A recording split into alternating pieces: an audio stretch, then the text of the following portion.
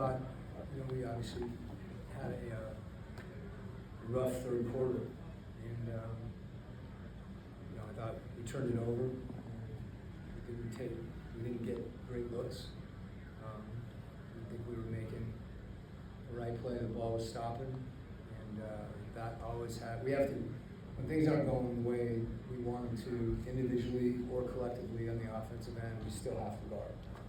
And with the lead, that didn't happen. And then I thought we dug in, at that point, and obviously played really good defense in the fourth quarter.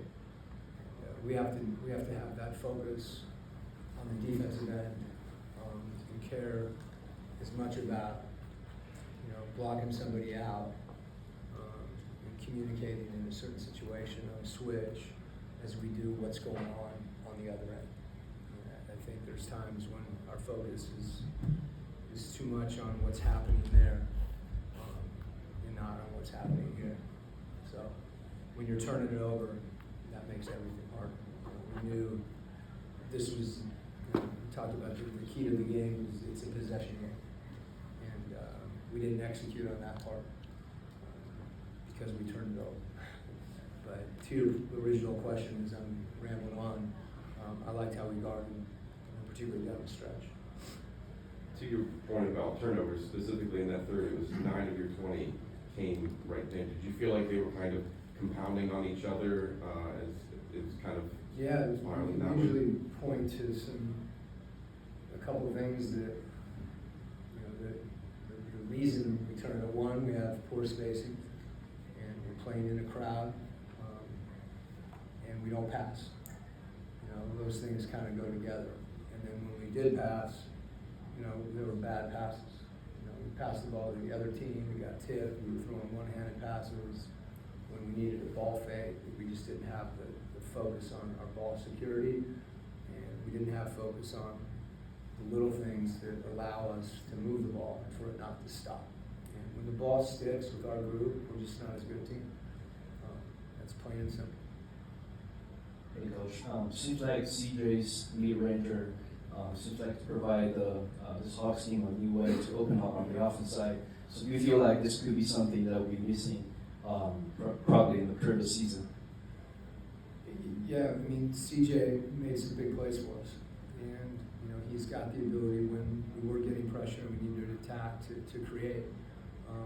I would add that we want to be selective, and he is selective about our shot profile. We shot almost 53s the other night in Memphis, and we only shot 26 tonight. And what that tells us is that when we drove to the basket, when we did get by, we didn't have our eyes out. We were taking harder shots and not getting clean looks from three. If we only take 26, that's a pretty big difference.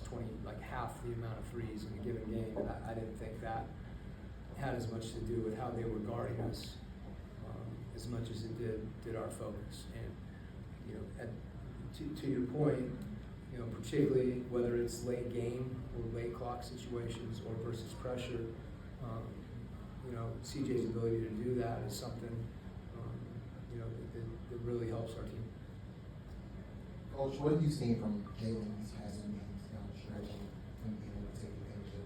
Yeah, well, I think we've been methodical about how we've attacked late, and I think it's important for us to understand there's a difference between how we want to attack the last 5 minutes of the game versus the first 43 minutes of the game. We can't play that style of basketball for the whole game, and that's when it does get stagnant. And JJ's challenge is to feel those situations, and that's a responsibility that he has that I think he has embraced, and continuing to work on that and playing without the ball and running and doing a lot of the things that he's doing for us. It's a huge part of who we are as a team, and he's pivotal to that. So we want both. I want everything from Jim. Coach, how important was it, the team has been struggling a bit at home, how important was it back-to-back wins, and especially this win tonight at home? Yeah, I mentioned this before the game too. You always want to play well at home, you know, and I know the Boston game, not to go back too far, but the Boston game was a painful loss. I would say that we were, you know, the 5 guys that started the season for us, you know, that game we had 1 of the 5. And coming back from the West Coast, 2 time zones, we have to be more ready to play in those circumstances. And it shouldn't matter. We have to grind through those things, and I thought we did against Milwaukee. We just really didn't shoot. We played better against Milwaukee than we did tonight, in my opinion.